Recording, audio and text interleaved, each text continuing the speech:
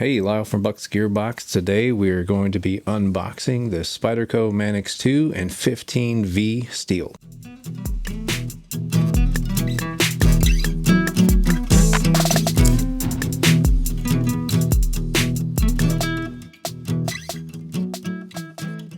Hey, BUCKSGEARBOX, welcome to the table. This is not my knife. This belongs to a friend of mine who makes knives out in Iowa, Travis Rame. You can find him on Instagram. It'll be on the screen in front of you, T.ROEHM.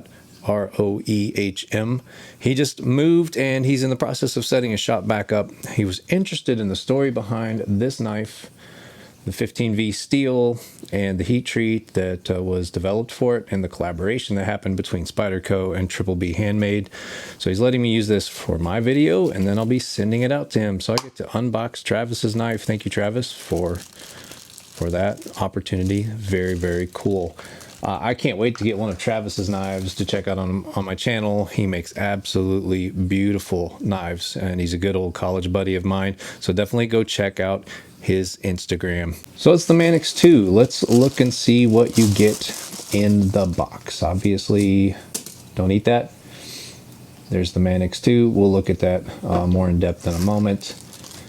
I want you to be able to see exactly what comes in this sprint run Spyderco. I'm gonna hold that up. You can pause that and read it. A lot of interesting stuff about the steel. So yeah, take a shot of that and read that. And here's the last half if you want to pause it and read the rest. Very cool stuff. I have opened this and read it before. I'm not gonna read it to you. But there it is. You get the usual stuff with Spyderco. You get a sticker, get a little information card about high carbon steel. Always take care of your high carbon steels. You get the warranty information, much like most Spydercos. If you've unboxed Spyderco before, then you've seen all this stuff. All right, the Manix 2. Let's talk about this knife. I have one other Manix 2, and I do have a video of it out, the REC custom version.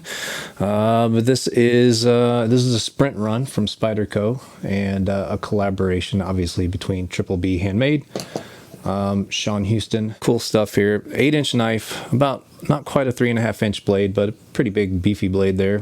Very thin behind the edge. Very slicey as per usual with Spyderco knives. Got the ball bearing lock, which isn't broken in yet because I just got it out of the box. But yeah, probably will need a little bit of a break-in period on that. Stainless steel liners, lots of good jimping there in the back. The pocket clip is tip up only, but it is reversible left or right hand carry. Earth brown G10 scales.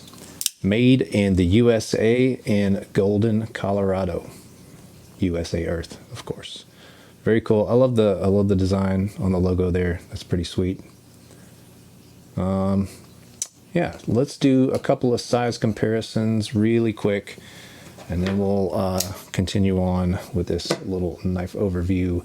There it is up against the PM2 and the Para 3. All right, let's see what else we got here. I have my Spyderco. This is Spyderco Heavy right now. Just happens to be what I have on my desk. The Shaman, the River's Edge Cutlery Shaman, very cool. Also a couple of other, this is kind of a bigger knife, so I've got some bigger knives out here for this. That is the REC Giant Mouse Ace Grand. And here's a Benchmade Griptilian, full size.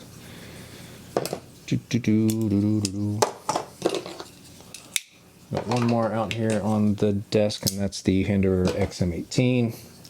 So it's a big knife, right? Still very useful for everyday carry. They do make an XL in the Manix line. I would just go ahead and say that's more knife than I need, but this one is just right. Very good. Very large sized everyday carry knife in my opinion. All right, so again, this is a special sprint run, so this will probably be very, very hard to find once it sells out.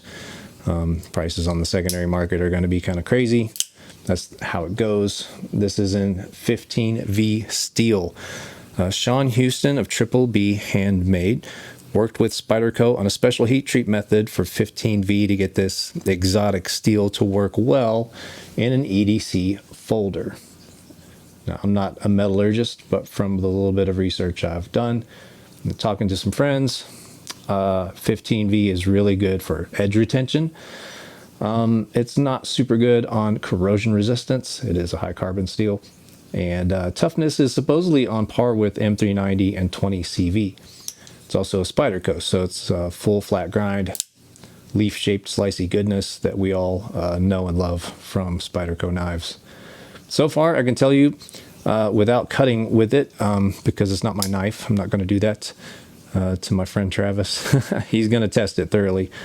But it feels like Maximate to me. It is just got that real sharp edge. It's really hard to describe, but it just has a similar feel to Maximate.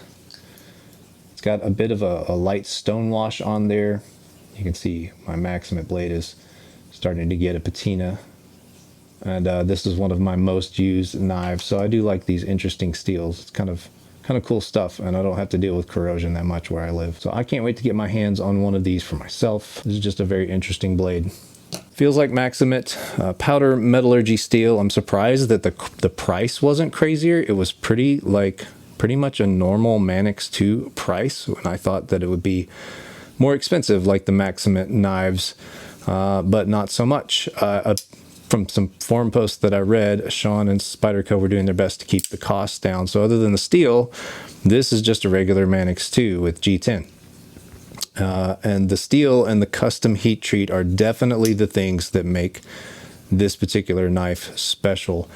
I imagine these will be sold through very, very quickly, but I'm hoping that it will lead to other knives being produced in collaboration with Sean in the future. Very, very cool stuff. I hope you've enjoyed this overview and unboxing. Travis, your knife will be in the mail to you very, very soon. And yeah, thanks for watching. I appreciate everybody checking out my videos. Take care.